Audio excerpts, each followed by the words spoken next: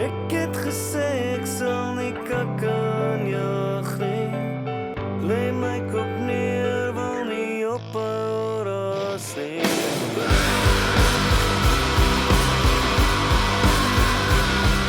Oh, welcome back. It's been a while since we've seen you here. Welcome back to our home. So it was 2 months ago when we started our project, Cooking in the Apocalypse, which is now an ebook that's out there. And for those of you who don't know, that was all about us coming up with cheap, thrifty recipes so that we could all deal with our lockdown pantry staples that we'd all stockpiled in lieu of the zombie apocalypse. So here we are at the end of it. This is our final giveaway, and what better way to end off than with our choms from Fokofpolisiekar and their own beer, Fokof Lager. So this is going to be the Fokof fish and chips.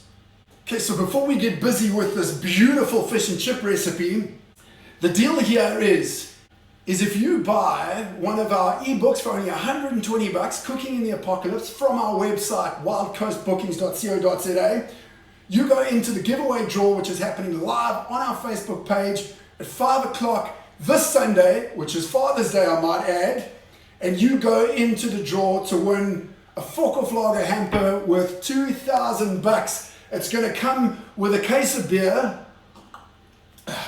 It's going to come with a cap. It's got some teas. There's some Fokof sockies. It's got stickers. There's beer glasses. There's heaps of stuff. And what better thing to give to Dad on Father's Day than a nice bit of Fokof? Right, so what we're using for ingredients today is we're going to use a bit of hake. If you can get your hands on some fresh fish, you go for it. We couldn't unfortunately get ourselves down to the fish market because it's still a bit sketchy for us to be driving around apparently. So we just went and bought a nice big hake fillet like that, which you can get. We're leaving the skin on. I've cut it in half so that by the time I've dredged it in this beautiful beer batter and the flour, and it's going to go in the oil and fry up nice and crispy, they're going to plump up hugely and it's going to be delicious. Now I'll show you how to make the batter. Right, so what I've got here is I have just some self-raising flour that I've just done some seasoning, salt, pepper at this stage. That's what we're going to coat the fish in. Then I've got some more self-raising flour in here. It's about 125 grams. We're going to throw maybe about a 3/4 bottle of beer in here. I have seasoned this with salt and pepper. I'm also going to throw a nice little bit of smoked paprika in there. That's really just going to give it a nice little bit of an edge. And then what I'm going to do as well is I'm going to take this beautiful little lemon. I'm going to take the side of a grater and I'm going to get super chefy on this thing. And I'm going to grate the little edges of that skin off that they call the zest, all right? That's going to give it this really nice citrusy flavor when you bite into those little pieces of crunchy fish. I mean, that and cold beer. Are you joking? Right, so a nice little tip here as well. Little teaspoon of baking powder, if you've got, is just going to help aerate it slightly. It's going to give that batter a nice little bit of lift. So it's all, the only thing you really want with a nice fish and chips is it's got to be crunchy, it's got to be really nice and texturally coated so that it lifts away from the fish and it creates that beautiful batter. So I've got that in there. I'm just going to pour my Fokof Lager in there now and I'm going to start to give it a whisk, just give it a nice little mix up here. I'm also going to throw in some of my smoked paprika, which is going to give it some color. Now, smoked paprika, as you would have seen if you picked up any of my other recipes, I use it heaps. Okay, so I'm just going to get whisking, and we'll do that.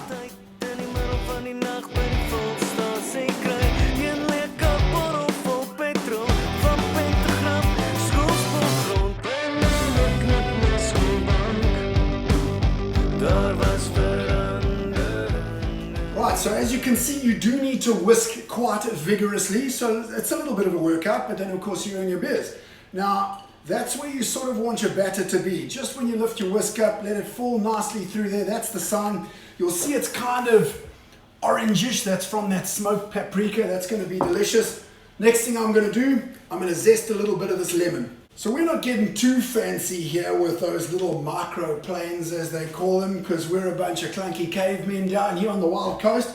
So maybe if you didn't know, and if you've ever wondered what on the side of your typical home cheese grater is, this little one on the edge, that's actually for taking the zest off. So what you want to do, Just take it on the side and kind of just roll it over like that. And you'll see that you're going to get this beautiful zest in there just a couple times. You don't want to go too deep into the skin because that's known as the pith and it's pretty bitter. But this little bit of zest here is going to make a huge difference.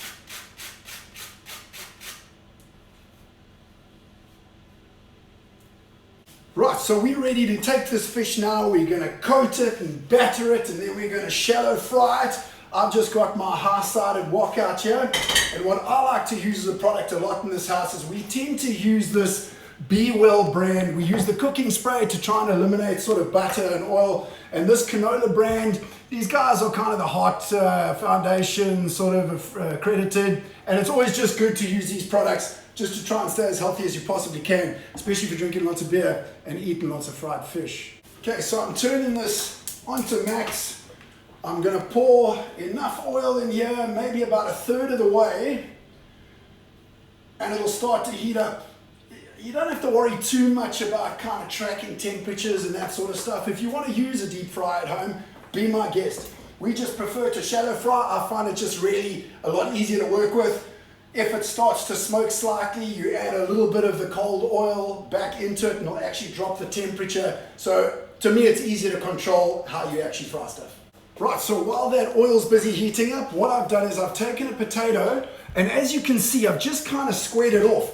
That's so it sits nice and flat. And then I'm going to take my thin-tailed thresher, sharpest blade I've got, and I'm going to cut them into really thin little fries here. We're not going to do those typical kind of fish and chip shop slap chips. We are literally going to cut these things into those thin little French fries, because as soon as we take the fish out of the oil, we're going to put those in. They'll be done in about 3 to 4 minutes, and by the time the fish just comes out of the oven, which I've got at 100 degrees, so when I take the fish and put it in the oven, all that does is it dries that oil on the outside, makes it extra crispy.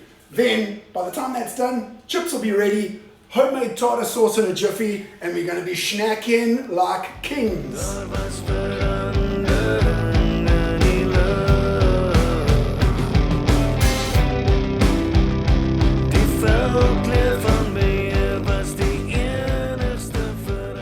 Okay, so as you can see, I just coated it in your flour. I've let it sink into this batter. And what you want to try and do is just grab it by the thin piece, let that batter drip off in a point, and then I'm going to lay this in the oil, and I'm just going to move it slightly like that away and towards me, let that start to take hold, and then always dropping something away from you in the oil, because you don't want the third-degree burn effect. That's a cuck way to spend the rest of the day.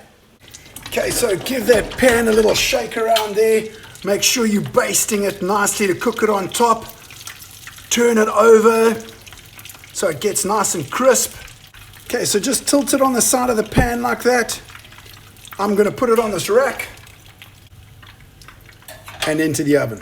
So while my fish is just drying off that outside coating in the oven, I'm going to take my potatoes, I'll put them in the oil, but what I'm going to do is I'm just going to drop a little bit of room temperature oil into that pan, and all that's going to do is it's going to bring the temperature down so that when I put these thin little chips in, it's actually going to blanch them first, which just basically means it's going to cook them at a lower temperature before it starts to fry them, and that's how you get really crispy chips. And just remember, use a kitchen towel, wipe off some of the starch.